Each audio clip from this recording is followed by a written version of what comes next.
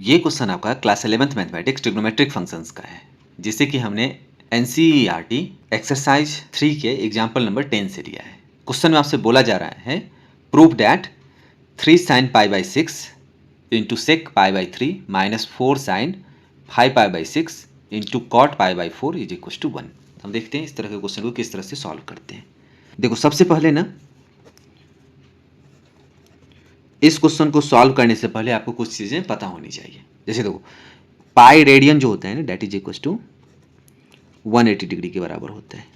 ठीक है, तो यहाँ से पाई बाई 6 यानी कि 180 डिग्री बाई 6 यानी कि आपका 30 डिग्री दिया हुआ है। आपको साइन 30 डिग्री की वैल्यू ऑलरेडी क्लास 10th में ही पता है। ठीक है, ऐसे ही आपका जो पाई बाई 3 होता है that is equal to 180 degree by 3 यानी कि ये आपका 60 डिग्री की वैल्यू है, यानी कि सेक 60 डिग्री की वैल्यू आपको पता होनी चाहिए। और पाई बाई 4 यानी कि 180 डिग्री अपॉन 4 यानी कि 45 डिग्री है ये, तो ये भी आपको पता होना है। ठीक है, तो अब हम इस क्वेश्चन को सॉल्व करते हैं। तो ये है आपका गिवन एलएचएस में 3 sin pi by 6 into sec pi by 3 minus 4 sin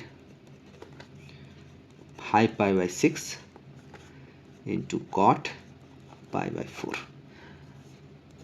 देखो 3 इंटू साइन पाई बाई 6। ठीक है, ये आपका रेडियन मेजरमेंट है 30 डिग्री का। तो साइन 30 डिग्री का वैल्यू आपको पता है, डेट इज इक्वल टू 1/2 होता है, इंटू ये है आपका सेक पाई बाई 3 यानी कि पाई बाई 3 जो रेडियन मेजरमेंट होता है वो होता है आपका 60 डिग्री। 60 डिग्री यानी कि कॉस 60 का रेसिप्रोकल, कॉस 60 होता है 1/2, तो सेक 60 हो जाएगा 2, ती हो जाएगा 2 माइनस 4 इंटू। अब यहाँ पे ध्यान देना है आपको। ठीक है, क्या ध्यान देना है, यहाँ पे लिखा हुआ है आपका साइन 5 पाई बाई 6। इसमें क्या ध्यान दोगे, इसमें ध्यान दोगे आप इस रेशियो पे 5/6। ये रेशियो ना लेस देन 1 का है। 1 से छोटा यानी कि पाई को अगर मैं किसी ऐसे नंबर से मल्टीप्लाई करूं जो आपका 1 से छोटा है, तो इसका मतलब ये पाई से छोटी वैल्यू है रेडियन मेजरमेंट में। ठीक है, तो जब भी कोई ट्रिग्नोमेट्रिक वैल्यू पाई से छोटा होता है, जैसे मान के चलो 150 डिग्री हो, ठीक है, तो इसे हम 180 डिग्री माइनस 30 डिग्री की तरह एक्सप्रेस कर सकते हैं। ठीक है, तो हम इसमें यही लगाने वाले हैं, तो हम इसे लिख सकते हैं 4 साइन पाई माइनस। अब आपको ध्यान रखना है जिसमें से क्या आप माइनस करोगे तो ये आपका 5 पाई बाई 6 के बराबर हो जाएगा।